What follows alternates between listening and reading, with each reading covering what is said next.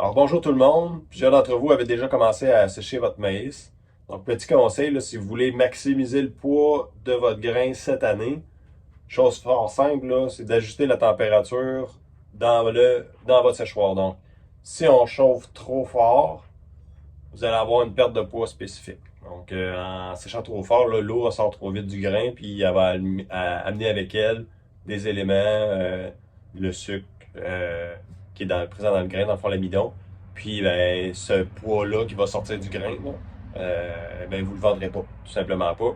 Vous pouvez le constater, là, si votre séchoir devient tout gommé, le pied collant, ben c'est ça, c'est de l'amidon qui sort, fait que cet amidon-là, vous ne la vendrez pas. Il y en a une partie de collée sur le séchoir, mais il y en a aussi beaucoup qui est parti en l'air. Là. Fait que pour comment ajuster puis vraiment tirer plein profit de votre poids de grain, ben, quand vous commencez votre séchage, vous remplissez votre séchoir, vous le démarrez.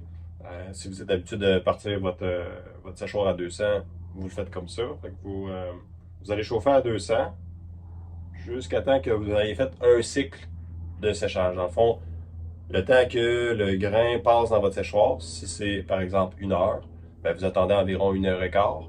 Donc le premier grain que, dans le fond, tout l'ensemble du grain a passé. Donc après 1 heure et quart, vous prenez un échantillon, vous faites un test de poids spécifique. Bon, supposément, là, supposons que vous êtes à 68. Donc, ce que vous faites, c'est que vous baissez votre température après ce passage-là. Vous avez noté votre poids spécifique. Vous baissez à, disons, vous baissez de 10 Fahrenheit. Donc, dans le cas ici, 200 moins 10, on arrive à 190. Donc, vous allez répéter l'expérience.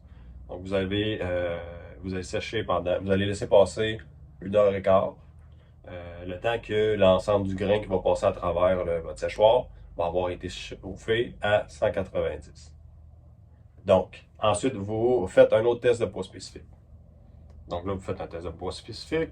Par exemple, vous êtes passé de 68 à 69. Vous avez gagné 1 kg hectolitre, donc vous avez plus de poids dans votre grain à vendre à la fin de la récolte. Ensuite, vous répétez l'expérience encore une fois. Donc, vous baissez de 10, vous attendez encore 1 heure et quart. Donc là, on est passé de 200 à 190, et maintenant, à 180. Bon, à 180, vous attendez 1 heure et quart, vous refaites votre test de poids spécifique. Maintenant, vous êtes encore à 69. Donc, vous avez baissé de température, mais vous n'avez pas gagné de poids. Ça veut dire que la température idéale était celle qui était juste avant. Donc, vous remontez votre température à 190. Puis, vous avez, de cette façon-là, déterminé c'était quoi la température idéale cette année pour le type de grain que vous avez à sécher chez vous, en fonction de l'année qu'on a eue. Une belle année, donc si l'année a été meilleure que l'année d'avant, ça se peut que les conditions de séchage cette année soient différentes de l'année passée. Donc de cette façon-là, façon simple, portez votre feu, vous descendez, vous remontez, une fois que vous avez trouvé votre poids maximal. Donc ici on est à 69, fait qu'on était trop, on était trop froid.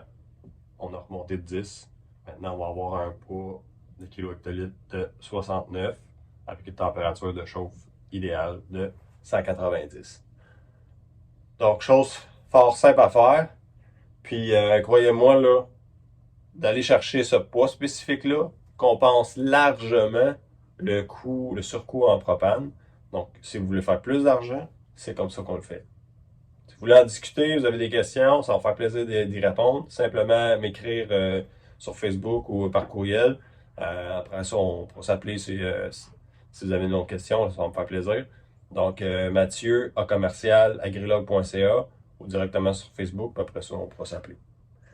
Bonne récolte, bon rendement, à la prochaine.